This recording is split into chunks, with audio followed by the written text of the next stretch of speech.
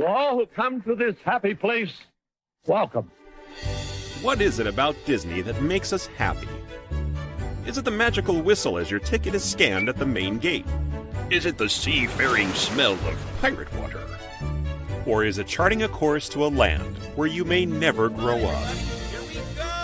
Whether it's singing a familiar song, watching a movie, or riding your favorite attraction for the 100th time, Disney undeniably has a way to warm our hearts, believe in magic, and bring joy into our lives. This is Main Gate Magic, a podcast where we break down and discuss the infectious happiness, delight, and thrill of all things Disney.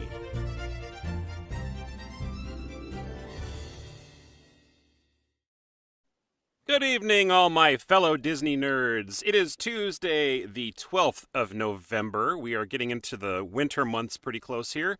Welcome back to another episode of Main Gate Magic. We are on episode 30 now. Can you guys believe that? 30 episodes. 30. I know, we're getting old. But I am having so much fun with this. It has been such a delight to do this so far. We're going to do a quick little round table and introduce everybody on the screen. As with me, as always, is my lovely wife, Lisa. Welcome this evening, baby. How are you doing? Hey, everybody. Hey, Leia. This is our other co-host, Leia. How are you doing, Leia? Hi, I am doing fantastic. Awesome. Thank you again for being here. And our special guest tonight, Mr. Steve Wyatt, who is the owner of MouseCon, everybody. Let's give him a gigantic round of applause. Yes. Welcome, Steve. Yes, thank you. Thank you for playing along, Steve. Really appreciate it. We have a huge audience, as I'm sure you can hear. First of all, thanks for being on the show. It's really a great pleasure to have you here. Hey, absolutely. Yeah, I'm sorry. That's okay. You had me silence my phone, and I forgot we have two phones. We actually have a landline that rang. I'm that old. But I'm sorry, what? What's that thing? That's one of them old fangled new inventions they call what the telephone there, right? Oh, yeah, there it goes. There it goes. See, everybody's calling you right now saying, hey, you're on Facebook. I see you live. That's what they're doing. But I don't when know they should be chatting. I heard somebody the other day ask, what's a phone book? And I was like, oh my gosh, no. You wouldn't know what a phone book is. Yeah. A phone book's the thing that we used to sit on in the high chair. Right. Sit at the kitchen table, you see. Yeah. Makeshift booster seats for little kids. Exactly. Absolutely. Yeah. Yeah. We've got a few people in the audience before we kind of get down and dirty into the chit chat here, but our favorite fan, Patricia Gillum, is here. Oh, hey, everyone. Looking forward to learning more about MouseCon. It's a fun show, Patricia. Patricia does a lot of shows with her book and her writing and everything like that, so she's no stranger to conventions, that is for sure. My father is on. Hello, Mr. Braden. Hello, kids, he says. Hi. And we've got Steve, another Steve on, R2SC, our guy that comes to MouseCon and has all the Star Wars droids. Hi, Steve. Steve says, hey there, what's up? Oh, and the Dark Lord himself, Mr. C. Andrew Nelson, decided to join us. Andrew. I am very surprised. Hello. He's a very busy man right now. He's packing for an overseas trip, from what I understand. So thank you for joining, Andrew. Great to see you in the chat. So Steve, let's get into it. MouseCon. Tell us what it's all about. For those who don't know, just give us like a rundown of what MouseCon is about. MouseCon is the simple way to say it. MouseCon. This is from Salt Lake, by the way. Yes. MouseCon is a fan convention for Disney fans. It's as simple as that. I'm a Disney fan, and that's why I wanted to put it on. I've been, collecting Disney forever, and I thought it's time to share the wealth, share the fun, and what I mean by the wealth, We have exhibitors selling all things. So any exhibitor that sells at a MouseCon has to have a minimum 50% vintage Disney. What I mean by vintage Disney is princesses, Mickey and Minnie, the movie stuff, not Star Wars, Fox, Marvel. Not that those are bad things, but vintage Disney. Gotcha. It can be brand new stuff, It's just, old Right. school Disney. We always have voice actors, animators, Imagineers, whoever we could find to come to the show, signing autographs, doing panels. Panels are very big in MouseCon. Yes, they are. Yes. But it's more I do better on panels at that show than I do at our biggest anime or comic book shows, as far as getting people into the audience. Yeah. But no, it's a fun day of Disney, celebrating Disney. Yeah. Now, I know it's usually now you have shows all over California, and as of recently, which I know if people are listening that have heard me before, you just recently expanded to Salt Lake City, Utah. But other than that, we have Concord and also Bakersfield as well. Yes. Yeah. So, and I know it's only like one day for each location, but have you ever thought about expanding it to two? Has there ever been a demand for more than one day? The diehard fans have asked, but I hate to be the businessman here.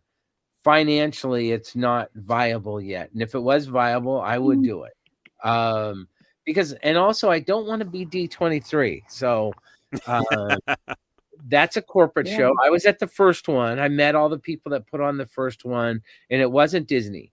They were another company like me who put it on with Disney and with Disney's permission and money, but they ran it. Disney went, I like that. I like how that happened. So we'll just take it over from here. So that's how, but we're not a corporate show, and I don't want to be a corporate show. Yeah. I don't, we're still at a $12 admission, a $10 in advance. We're still, kids are free, 12 and under, not 3 and under. Wow. So we're, we want to just have fun. And honestly, a 2-day show takes so much work, it wouldn't be fun. Not yet. Yeah. Now, it is. In Anaheim, because we did talk to the Disney fan club about doing taking over their show, because they're just getting tired. They'd still do their award thing on Saturday night, and then we'd run the show. And do you know Rick Law? I'm sure you've had Rick on here, right? Have not had Rick yet, but he is interested, and he is on my roster, so to speak. I'll make him come on. Don't worry. Rick already talked to them for me, and then they came up to the last Bakersfield MouseCon last year, looked around and went, wow, we should try that. And, oh, we should have panels like that. And, oh, we should get more guests like that. So they're trying to build up their own show, and more power to them. But if they get to where they need help, I'll take over. If not, I was still thinking of doing a MouseCon Anaheim. I've thought of Phoenix and New York, actually. Oh, wow. Somebody wants me to do it in Orlando, and I said, okay, give me a big check and I'll do it in Orlando. Steve, I'm just being really selfish. I live in Wisconsin, so you should come to Chicago. I would in a heartbeat. Chicago is doable. The hardest part of these shows, and Jason, we've had conversations about this, is getting the word out. Yeah, that's the hard part. So take Salt Lake. Salt Lake is a huge, probably the second largest fan base in the country for Disney. And it was still hard. I went down in June, and the show was October. And we went down in June, and we got flyers in all the comic book stores and stuff. And then we were at Fan X, the 150,000 person show, with just flyers and banners, and just we were there to promote. And it still wasn't enough. So that's why before every one of the panels, I talked to the audience and said, look, for this to have a second year, I need your guys' help. And that's how I met all the shows, because we don't make money at these shows. I mean, I lost a very significant amount of money in Salt Lake, and am I going to do it again? Absolutely. It was a great show and has great potential. And luckily someone had paid me a bunch of money that they owed me. So I just lost that money. In my world, money isn't a paycheck. Money is wherever it comes from, because I have so many different things going on. Yeah, but I want to do it again, and Bakersfield's coming up in January, and you guys were Yep. just at MouseCon a week and a half ago. In Concord, yep. Concord. So I've always just said MouseCon for that one because that's always been MouseCon. I have to get used to saying MouseCon Bay Area because that's what I want to call it. Right. MouseCon Bay Area, MouseCon Bakersfield, MouseCon Salt Lake. But the Bay Area is the OG. That's why you probably just call it MouseCon, right? Right, exactly. Yeah. My wife's exactly. always like, which one? So we've had a little bit more activity in the chat here since we started. I don't know if you remember Mr. Shamim. He's on and says hello. Hi, Steve. Hi, Shimi. Veronica is on. She says hello. And Andrew says, I've always appreciated that MouseCon is by fans for fans. What do you think of that? Absolutely. And I'm a fan. I mean, that's why I do this. Yeah. So, and I also feel that it's a family too. I mean, you bring your own family into this as well, obviously, and we can talk about that in a minute too. But it just feels like a second home. It's almost kind of the feeling that you get when you're at Disneyland. And I don't know if that's what you were going for, but it works. Well, that's exactly what I was going for. We're going to talk about Salt Lake with this. Okay, it's the first show. I could have invited Tony and Selmo or, Bob Gurr or people like that. But what if the show is an absolute failure? Mm-hmm. So all the guests there, and you were there, you guys saw the guest list. They were all, other than one person there, they were all my friends. Yeah. Wow. The family, you know what I mean? I called my friends first because if it was slow, every one of them would have patted me on the back and said, let's do it again. That was fun. They weren't going to go, if I had Linda Larkin there and Linda had a lousy show and she tells all the other princesses, you think I can get another princess to go? Never. Yeah. That's why I did it that way. But you're right. I mean, everybody here is my family. Yeah. I love that. My friends. Okay, I have to put this comment up because my father actually said I would come to an Anaheim show. That surprises the hell out of me because he's not always been the biggest Disney fan. Not that we have never been together. I think the last time that we went was when we took the boys down there and he visited us. And I think, baby, you were there, and I think Jessica was there, and he visited with us as well. I think it was Sarah for was Jessica's there too. 16th birthday. That's right. Oh, 16th birthday. That was like 14 years ago. Yeah. That kind of math hurts my soul. And then Steve actually said, how many vendors usually? Let's just go ahead and talk about Concord, I guess, because there is quite a few. Concord, we had, I think there is, I don't know how many tables exactly, but we have everything on a Google Doc, so I can literally just look and go, okay, there was 49 dealers. So unfortunately, 49. We lost one of our anchor dealers. Not like she passed away, but Aaron Morehouse, Aaron and Robbie, they were always down in the atrium right to the left.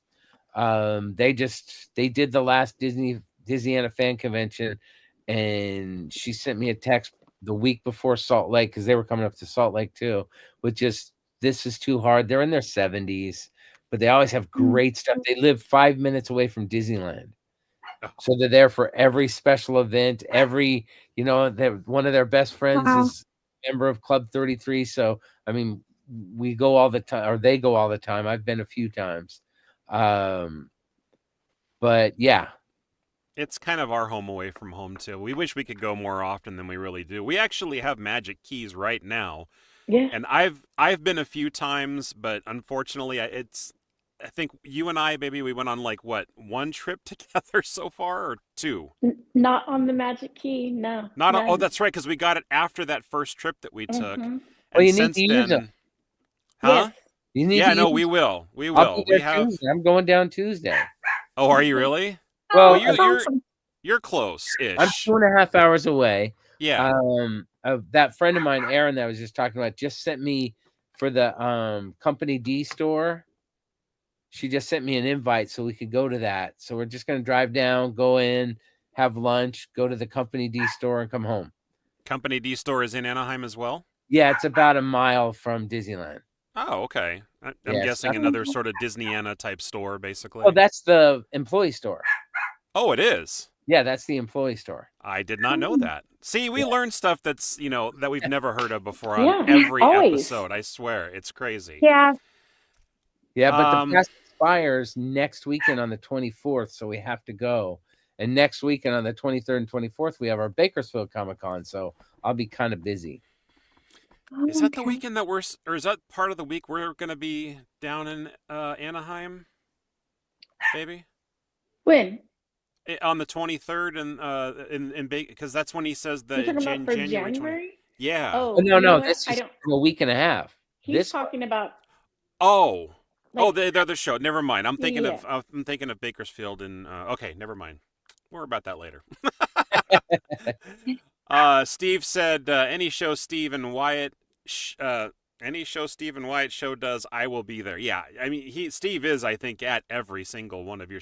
Although, except for Salt Lake City, I don't think he made it to that one. Did No, he? he couldn't make it up to that one, but Yeah. and he's always welcome. He'll be at Bakersfield Comic Con in a week and a half. Yep. I try to always make sure he's taken care of. He comes to our SAC Con, our SAC Anime, East Bay Comic Con. Yeah. So let's talk about your family, because I know that you have your wife there, and then your son is there usually too. I mean, am I missing? I know there's other friends that you have that are there as well that always help out or volunteer. No, let's who all is start with involved? my family. I Uh-huh. have 2 kids. Mm-hmm. You usually see my son here, and then remember last year's MouseCon Concord, I was going through the kidney failure. Yes. So my son kind of came up and helped run it he was kind of me, because I couldn't really come out and do much. Yeah. I guess everyone said I looked a lot worse than I felt, though. And then there's in Salt Lake City, my daughter. That was my daughter who was running the will call area. So she lives in Vegas. Like, she's flying in for Bakersfield Comic Con, but we picked her up on the drive up. And the other person that helps run the front is my my sister-in-law, Dea. She Delia to you guys, but I've always called her Dea. She runs the admission with my wife. And you've met Julio and Lydia, who come to all our shows. Yep. They help run the register, and Julio always does line control up front.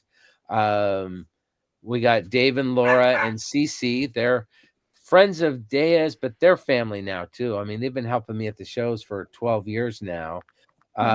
Plus, they all helped, like when we ran Big Wow, when I helped run Silicon Valley Comic Con. All these people, Leela, who does my will call. I've known all these people. Leela, I've known since I was 15 years old. Julio and Lydia went to school at Sunset High School in Hayward with my wife. So they're all family. And then the people, like Andrew just posted, it's all family at MouseCon. Yeah, I mean, I don't go, oh, do you want to come? I just assume you're going to be there, Andrew.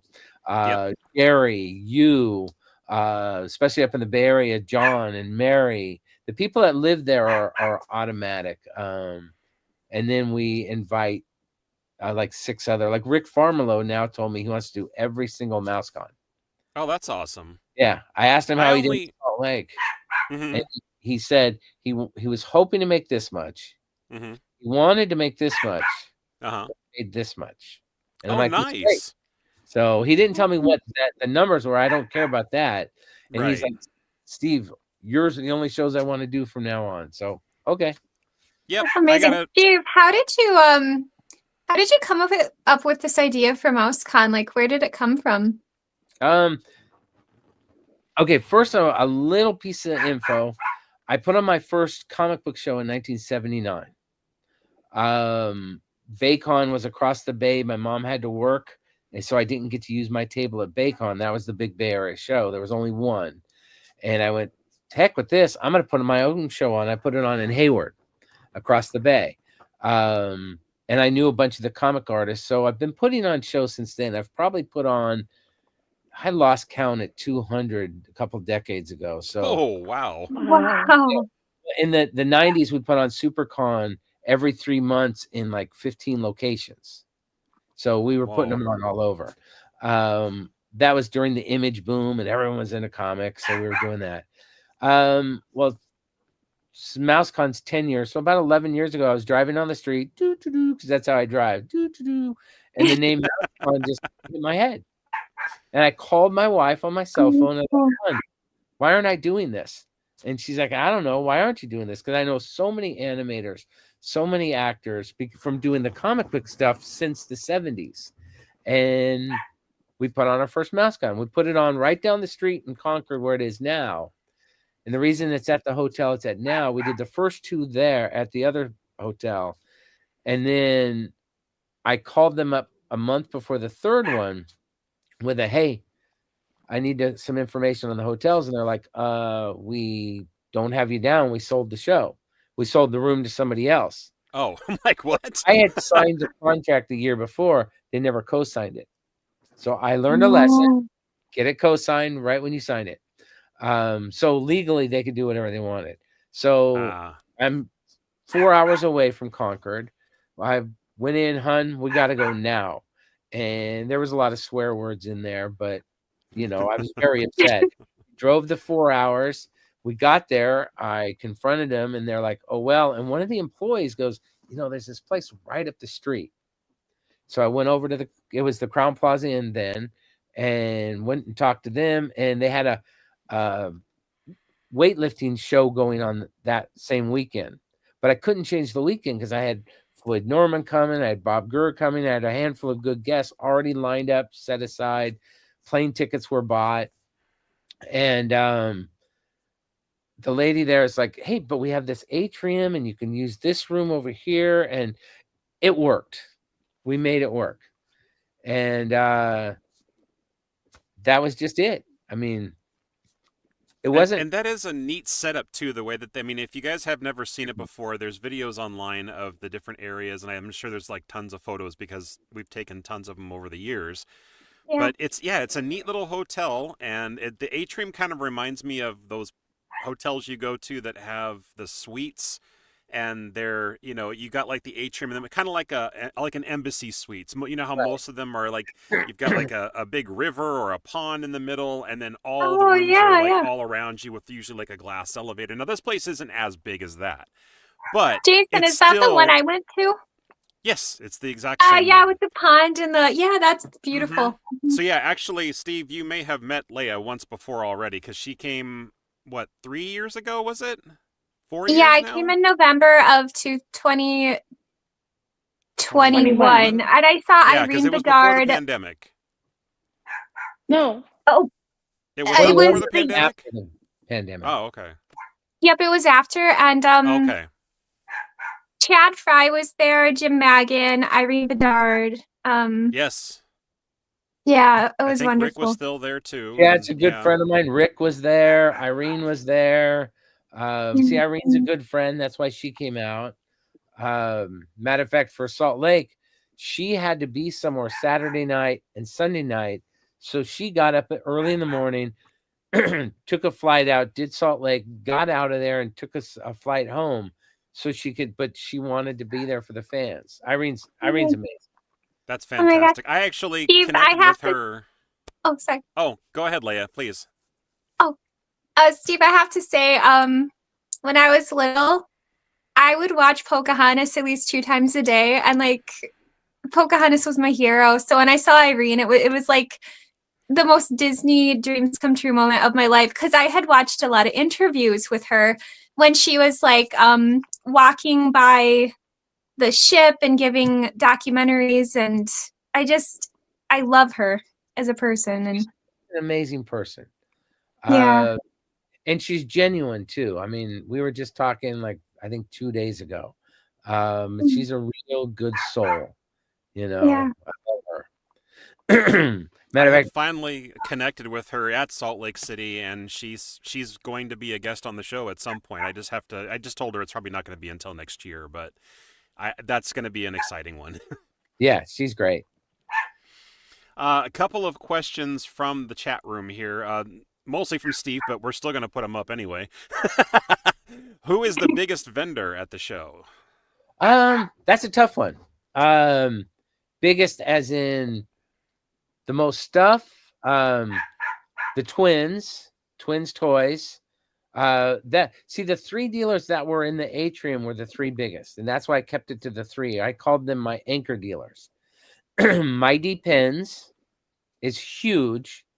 They had 7 tables. And then now Mary Lee Holtzheimer took over on that other spot. She's a big pen person too. But I like the twins because the twins, I've known the twins for about 40 years, maybe a little longer than that. Their dad was an antique dealer, so they've been just doing this all their life. And they have just a couple amazing Disney collections. Matter of fact, remember that bronze I was getting signed in Salt Lake? That bronze Bambi statue? I don't think I saw it. Oh, you didn't see it? Oh, no. Since Thumper was there, and now I got to bring Bambi and Flower back out to a show. Oh, no. Now that you say that, I remember. Yeah, I did see thought it. You were standing there. I got a glimpse of it. Yes. Yeah. Yes. But like I just bought that bronze statue from them. They bought a collection, and I bought that one and the Chip and Dale one for $2,000 for my collection. Whew. Yeah, I have a very large collection.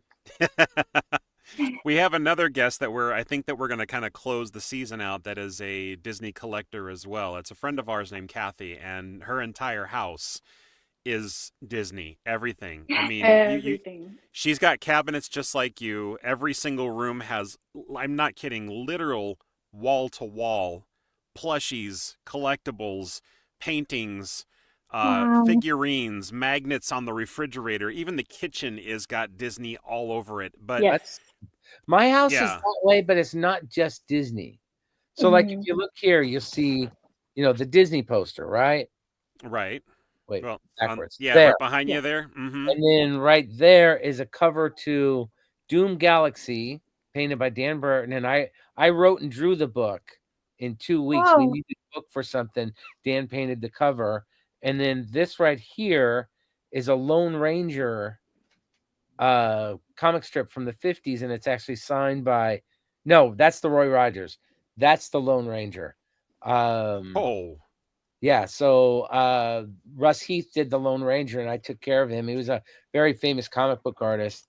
But I have Disney stuff, Hanna-Barbera. I mean, I collect everything though. Yeah. I mean, I have all the Royal Dalton Lord of the Rings figures from the 1979 movie. Wow. I have there's the Lost in Space robot from 1966 in the box right there. Danger. On top of the Haunted Mansion model kits. Next to it is the Flintstones thing, playset from Marx. I mean, there's a Frank Frazetta painting. There's, I have just, my house is full. So what I hear you saying is that we need to kind of catch up and get to your level. So we need to start collecting more things and start buying more things, Disney, and getting things autographed and come to your show and do stuff like that. Yeah. I had an autograph room. But unfortunately, my son moved back in. Not unfortunately, I love him to death. He needed a place. Him and when the pandemic hit, they both lost their jobs. It happened. Yeah. Dad needed a place to stay. And so I had to, my autograph collection is in the shed, unfortunately, but I started collecting autographs in 1976. My first one was Ward, who played Robin at the toy store in Castro Valley. I met him. And I probably have at least 2, if not 3,000 autographs, books, records, pictures. Wow. I love them. I don't buy autographs though, unless they're from the people. Oh, okay. Because I want to meet them. I don't, there are exceptions to the rule. I'm a huge Tarzan fan. But Edgar Rice Burroughs died the year I was born. So to get an Edgar Rice Burroughs autograph, his son sold some checks. A lot of like the checks. Cereal checks? No, bank checks, like. Oh, checks. Okay, sorry. I'm like thinking food here for some reason. A box of 6 checks. So I have Edgar Rice Burroughs autograph, things like that. Wow. Yeah. That's crazy. I've met some, I remember being at one of the old Hollywood Beverly Garland shows. It was one of the real early ones because I've been going to those since they started. And the original voice of Snow White, Cinderella, and Cruella de Vil were there. Wow. I got to meet them, and Amazing. they were expensive then. They were $10 each. But that was expensive then. I got At to the meet time, them. right, I mean, yeah. Snow White was my two favorite movies are Snow White and Sleeping Beauty. Snow And White. you had the most recent Snow White at your latest show in Oh, Concord. absolutely. Yes. Katie. Katie. She was wonderful. She was sweet. She was a delight. And I actually got the chance to moderate her panel, which I thought was a real, genuine honor. And That's amazing. we just chit-chatted like we do on this. Yeah, thank you. No, seriously. And we just chit-chatted kind of like what we're doing here. And I think I asked more questions than the audience had, but nobody was raising their hands. So I'm like, well, you better believe I'm asking some questions. I moderated. Matter of fact, I moderated Irene's panel in Salt Lake. And the first panel I ever moderated, it was Roger Jackson who did the voice on Scream. Sydney. The wow. voice. And What's your favorite scary panel, movie? and then he turns to me and goes, "Who's moderating this?" Or no, do I have a moderator? And I went, "Okay." And I sat down, and his wife afterwards told me it was the best interview she ever did because I didn't have the list of 10 questions. I just listened to him. He'd say something. I'd ask a question about it. He'd mention something in his childhood about animation. Oh, what about this? When did you start that? But being a good moderator, that's the fun part. She'd mentioned something. She mentioned something about the premiere of Pocahontas.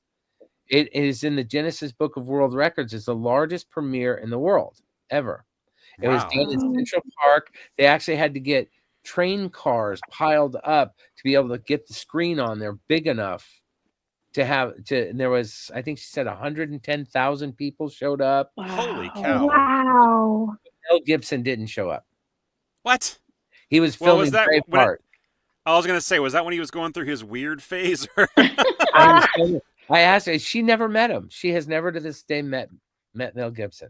Oh my gosh. Way. So they never recorded together. I assumed they worked together, but she didn't, Got to get her on so we can talk more about that for sure. Yeah, I won't say anything else.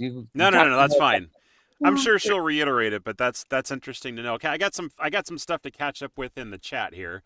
Okay. And I think this one might be a quick question. Steve's asking, what is the biggest show that you do? I'm guessing that it's Concord. For MouseCon, it's Concord, yes. Yeah. Because, the original one is our anime show here in Bakersfield. Yeah. Mr. Jerry Cornell is on, and he says, "Hi, y'all." Because that sounds like Jerry. And then let's see. I have to. Let's see. I'm gonna say. Let's see. I got a lot of stuff here from Shamim. I got to pick the one that I know I want to put up here. I had to put this up because he's a big fan too. Main Gate Magic. Hi, Steve, Jason, and Lisa. How you guys doing? Always enjoy going to MouseCon. I've been supporting you since MouseCon since 2015. Thanks for all that you do. Yeah, I've known Shimi since he was 16. So I think he's 32 now. Correct me if I'm wrong, Shimi. For 16 years, his first show was our Big Wow Comic Fest in San Jose, and he had his birthday party there. Oh, and wow! Started collecting autographs there. And is that where he started? Yeah. So you're a big part of the documentary he's got coming out then. But I'm not in it. You're not in it. He wanted to interview me, but I just didn't have time. With going I go to Europe once a year. We do a show in Lake Como, Italy. So that and everything, I wanted to, but I just didn't have time. Okay. And my dad says, I think it was Clark Gable, I'm guessing, that wrote checks for everything. Nobody would cash them. He saves lots of money that way. Quick little fun fact there. Stan Lee check for $10 that they never cashed. So, I mean, if somebody wrote me, John Singleton wrote me a check once, but it was $3,000, so I had to cash it. Right. Yeah. Here's the thing now, if that happened, all the checks you get now, you can use your phone to put them in, to deposit them, so you can save those. Like I have a Neil Adams check. You guys know who Neil Adams was? Great not. One of the most famous comic book artists. He passed away a couple of years ago. Amazing guy. One of my idols. and then became one of my friends. So, Oh, but yeah, I would, you know, sorry he passed away. yeah, Mm. he was a good guy, unfortunately. But he was older. I mean, when I was a little kid, I was idolizing him, going, I want Yeah. to draw like this guy, because that's all I ever wanted to do was draw comic books. Steve, Jermaine? what's the first comic book you can remember reading that you were like, oh my gosh, this is going to be a pinnacle part of my life? Like you were just like so drawn into it, I if could you tell can you, remember. no, I could tell you exactly. Of course, I was reading, Richie Rich, Casper, Disney, things like that when I was a little. We all were. But back when Yeah. I was a kid, and probably you guys too, you were in the transition period. Everybody read comic books. And the comic book that made me go from these are fun to wow, look at the art and look at this story was Avengers 57, the first appearance of Vision. I have multiple copies of it, very expensive book now. I have a lot of artists that I have recreate that cover for me in their style. So famous artists like Bill Morrison, Bill, he did all the movie Yes. posters. Bill did, but he also worked on The Simpsons for 25 years. Mm-hmm. Bill did me Wow. a recreation of it in all Simpsons. That was he gave it to me for my Wow. 30th birthday, so that was 20 years ago. Had that party at the Cartoon Art Museum, the only birthday party I ever had. Amazing night. Yeah, I got to meet Bill at was it Stockton Con, I think, and Yeah, we had him had at a stuff. really nice chit chat with him, and he's another one that says, yeah, I'd love to be on the show and talk about his career and his artwork and everything. He's Yeah, a brilliant artist. he's a great guy. He's one of my best friends. I'm very Mhm. fortunate. I have 20 people. I go, that's one of my best friends, and that's one of my, I'm very fortunate. Awesome. Yes, definitely. And I do love that about the shows too, going to them, because honestly, it's been like a gift that I've been able to attend these with Andrew and Jerry, knowing them and being able to attend along with them, and just meeting all these other people and just, connecting, and not necessarily networking, because that is something that I do for this show. A lot of the people that I've had on this show have been from shows that you have put on. So thank Great. you for that. Yes, thank you. And but I mean, it's just to meet them on a human level and just be like, talking to them face to face, getting to know them as individuals and the extraordinary circumstances that they had in their lives. That is the thing that I love connecting with them on. It's Well, a that's real the joy. fun part of it. That's what I get out of it is the people, because no matter how famous, I've sat with the Disney princesses. I've sat with some of the biggest Disney artists. Floyd Norman was a member of CAPS. We were in a group called CAPS, Cartoon Art Professional Society, with Sergio Aragonis, the famous Mad Magazine artist. Met him once. Floyd. I mean, all these guys. And we would have dinner before going to the meeting. Scott Shaw, Bill Morrison, Pat McGrill. Now, I don't know if you know who Pat McGrill is. He passed away a couple of years ago. Pat wrote Mickey Mouse for Egmont, which is 100,000 times bigger than in America. It's the European Disney publisher, and he wrote Mickey Mouse for 25 years. Mickey Mouse, Uncle Scrooge, the comics. Yeah, Don Rosen's a close friend of mine. I helped him sell his comic collection. I've stayed at his house for times. That's awesome. Wow. A lot of these guys, but they're just regular. The only time I've ever been tongue-tied meeting somebody was, and I've met so many people. Was meeting Frank Frazetta. I don't know if you know who Frank Frazetta is. Sorry. Frank Frazetta in the comic world is like Da Vinci in the fine art world. He's the top. You know what, Steve? My brother loves comic books. And does he like draw like Wolverine and Daredevil and No. He did the original Death Dealer that's on the Molly Hatchet album. He did a lot of the covers for Creepy and Eerie. He's one of the old school guys. Oh, never mind. I was thinking of a similar name. Okay. You were probably thinking of Frank. I know who you're thinking of. He does amazing art. Like Frank Miller? Really. What? Frank Miller. Maybe. Oh, my brother would know. Frank Miller, like Sin City. Yeah, Sin City. He's Batman. Frank's another great guy. I've met him many times. But Frank Frazetta, I walked up and it was my one of my best friends, Steve, Glenn Danzig, the lead singer of the Misfits, Yes. Frank, and to this day I can't remember who the other person was there. And I walked up, and they're like, "Oh, Steve, this is Frank," and I shook his hand, and then I realized that was Frank Frazetta, and all I could do is stand there and just all my mind's doing is that's Frank Frazetta right there. And then we all just left, and I had to bring something over to Danzig's booth. Danzig had sponsored Frank to be there, and when he brought over I brought it over, and Frank was there, and he turns around, and he looks at me, and just goes, "Can you talk now?"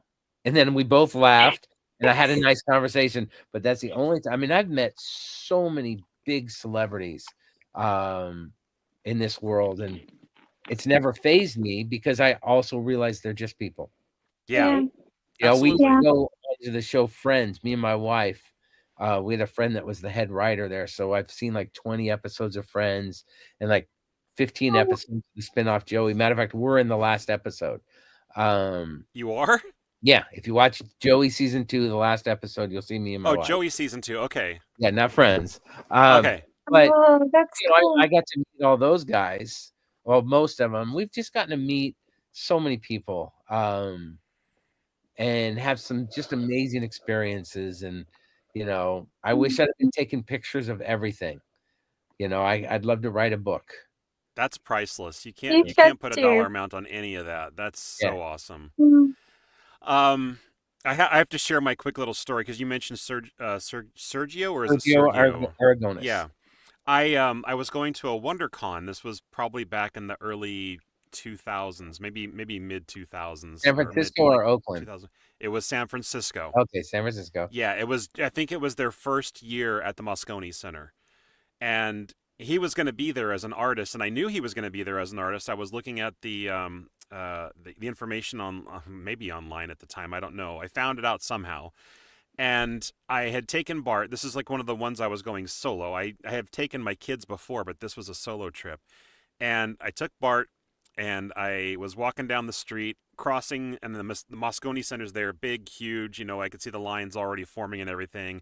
And I'm waiting at a crosswalk, and I hit the little button and everything, and I'm just kind of looking around, taking the sights in, and I look over to my right, and I'm like, that guy looks familiar. I said, "Are you Sergio Aragonis?" And he's like, "Yes, I am." So we had an entire conversation about his work and like where he grew up and everything, from that corner to the rest of the distance to his table, or at least till the entrance where I had to give my ticket and everything. And he even offered me an autograph. Yeah, he even offered me an autograph when I got back to his table and everything like that. And he's just such a nice guy, and just he is the ultimate gentleman. I've known Sergio. So I met him the first time in 1979 at the Fantasy Symposium in San Jose.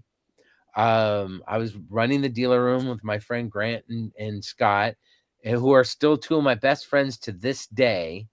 And he was with Kirk Allen, and you're going, who? Kirk Allen played the original Superman in the Superman serials, so before George Reeves. Really?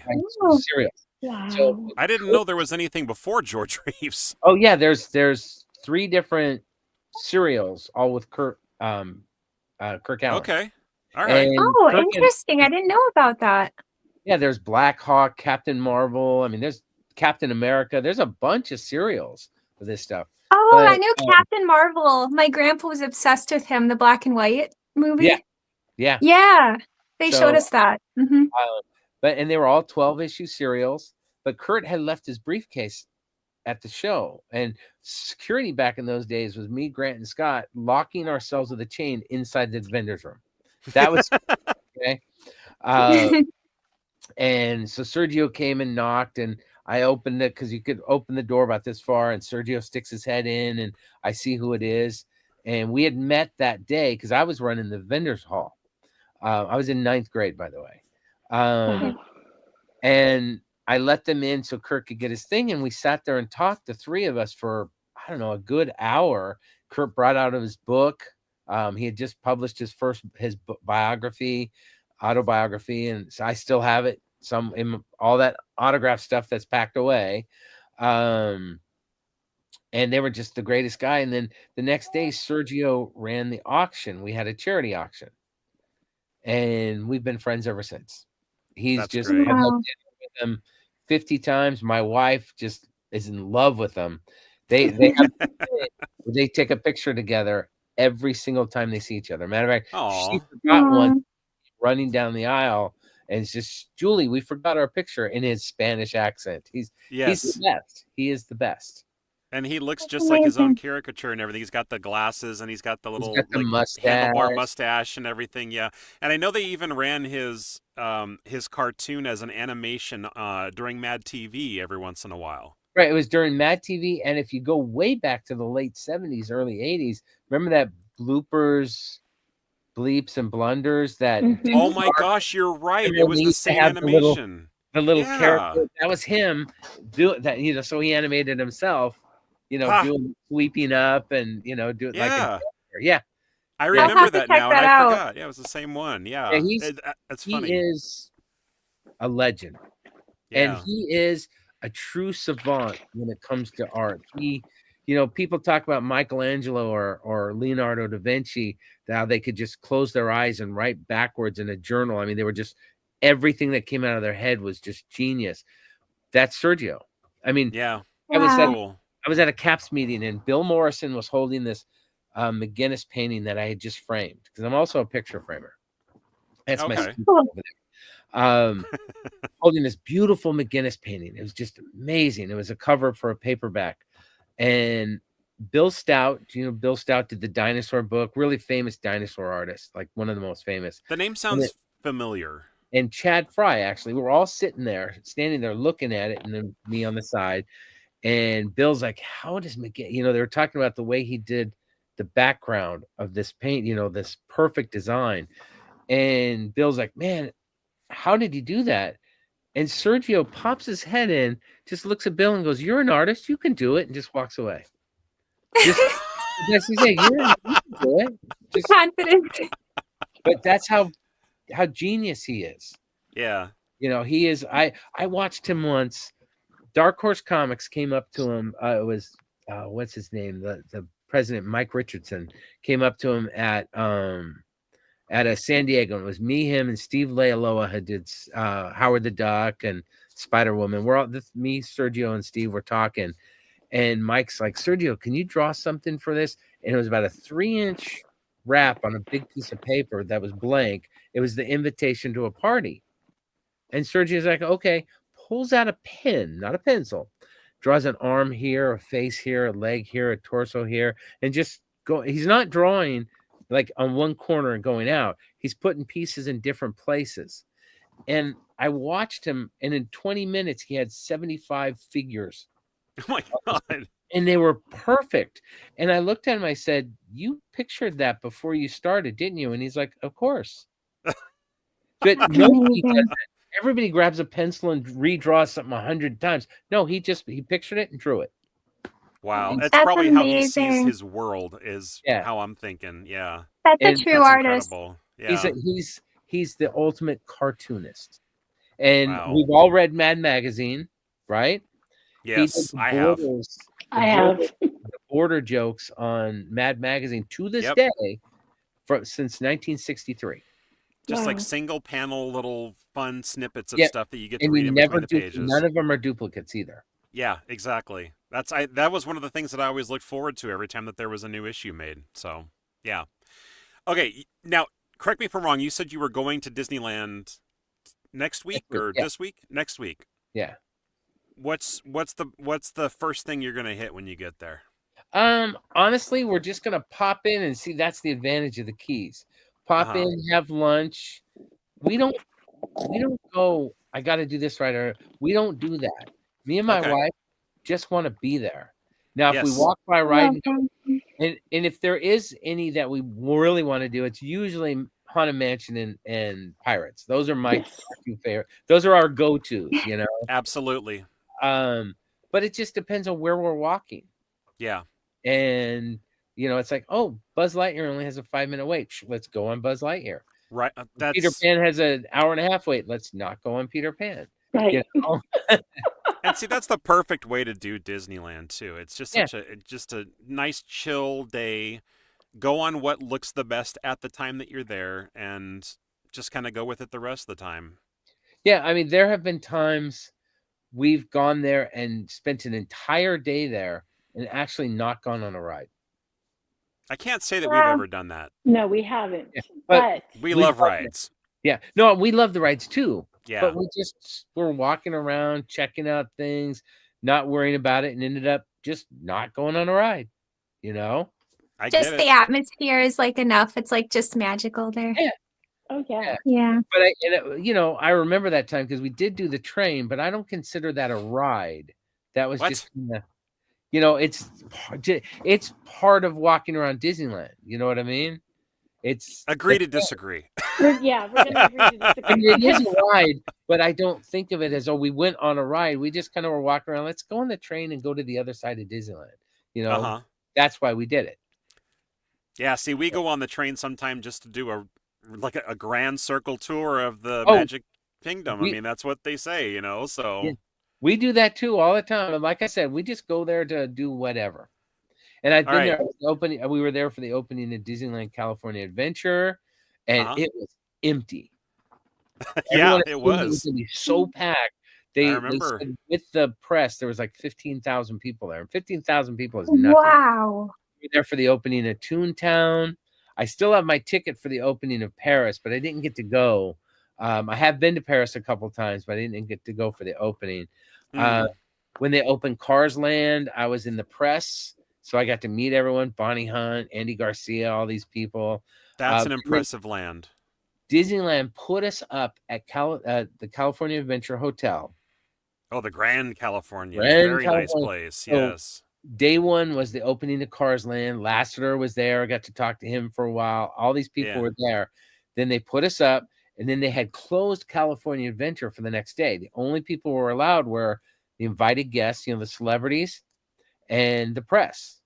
So we pretty much had California Adventure to ourselves. I remember walking up to the Buzz Lightyear ride or the Toy Story ride, and we just literally walked right up to it, got on, rode it, and then just rode it again. And you can't. Wow. Not anymore. No line.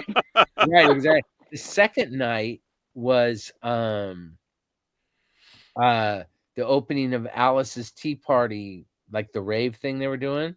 And Oh, then yeah, at California Adventures. I think that was like in the Hollywood area. Right, and they were opening the new Hollywood land. So I remember, and all the food, you could walk up to anything and get free food for the day and a half. Wow. The steaks. I remember the filet mignon and potatoes they had on the second night, because the really fancy hotel right there, the main cook was cooking for everybody. But that was a magical 2 days there. I feel like at California Adventures, they do food pretty well there. I think even a little bit better than Disneyland. But I mean, it's all in the same company, but still, I think they have a better selection there. I think so too.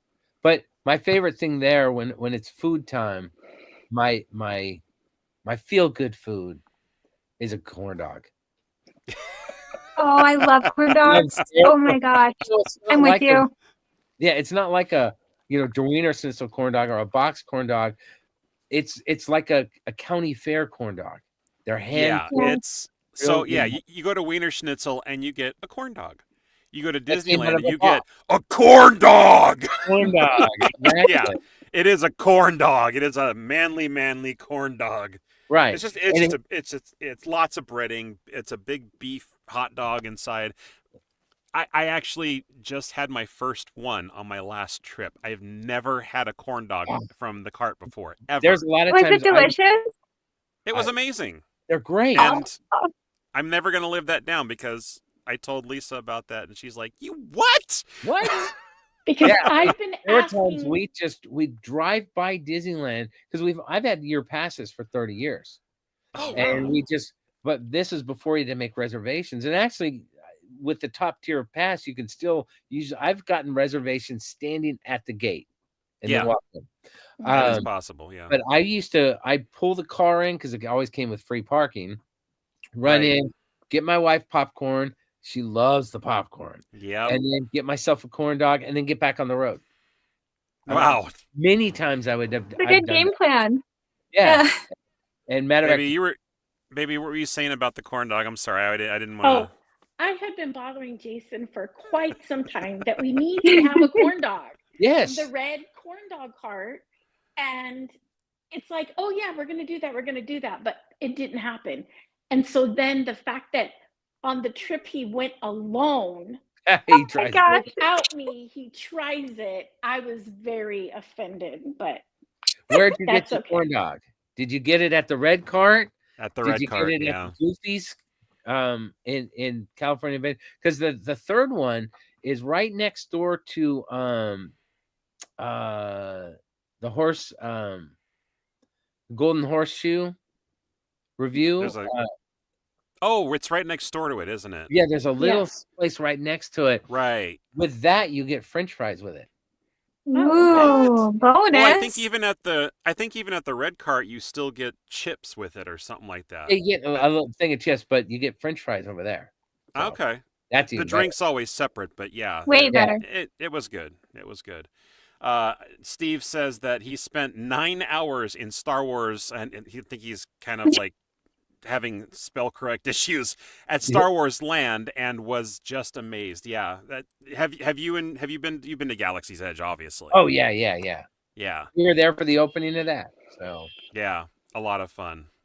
Holy crap! It is 2 minutes to 7. Our show Yes, it is. almost over. I told you, I Flew, could tell as you more always. stories, but Oh no, this happens with every show, and I think we talk about it every show. Is that the time just flies by so quickly It because does. we're just yeah. just 4 people talking about the stuff that we love. So I mean, it's it just happens that way. So I think we're gonna kind of wrap it up here. I mean, I apologize. I know there were some people that had other questions in the chat, but we're kind of out of time, and I apologize for missing us this time. But I'll throw this out. If you really want to ask me a question for anything, info@mouse-con.com. Ask away. there you go. There you And that's go. what I was going to kind of close up with, is if you were going to give any information about where they can contact you at. So yeah. Or just go to the MouseCon website and hit the information button. That's me. If you call the phone number on it, it's my home phone. Wow. Okay. You hear that, everybody? Your phone's going to ring off the hook tonight with all 6 listeners that we have right now. Sorry, Steve. We're gonna maybe another episode we will have you back, because this was a lot of fun. I mean, would you be interested in coming back for another one and just pick up the conversation I where we told left? you before, I could talk for hours. Awesome. Yeah, We that's love the that. biggest bummer, is that we just don't live close to anybody that we just have enjoyed speaking to. This is like the closest we get.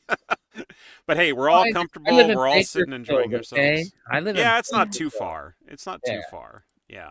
But anyway, thank you again so much for coming on. I'm glad to have finally gotten to know you a little bit better than I have known you over the past few years, because I know our correspondence has just been during the shows and the times that we've been able to just chit chat we've here been out and to there. dinner But a few times, but you're always over on the other side. yeah, I'm always hanging out with the other weirdos, Right, exactly. But I love all the weirdos that I hang out with, and just love the fact that you were able to come on tonight and share all this information with us. I appreciate the audience's engagement as usual. Another fun show. Leia, thank you. Baby, thank you again. This has been such a lot of fun. Our pleasure. Thank you for having me on. And yeah, of course. And I will definitely reach out. We'll be seeing each other in January at least. So I'll see you on the next one. All right. And that goes for everybody else too. So just quick reminder for anybody who's listening or watching or tuning in and watching it live, whatever. Main Gate Magic, Instagram, TikTok, Facebook, YouTube, we're everywhere, even on Apple Podcasts, Spotify, Amazon Music, and Podcast Network. Catch us wherever you see the name Main Gate Magic. I hope you all have a wonderful, magical night. Enjoy the rest of your week, and we will see you next Tuesday. All right. Adios. Bye-bye, everyone. Bye. Bye.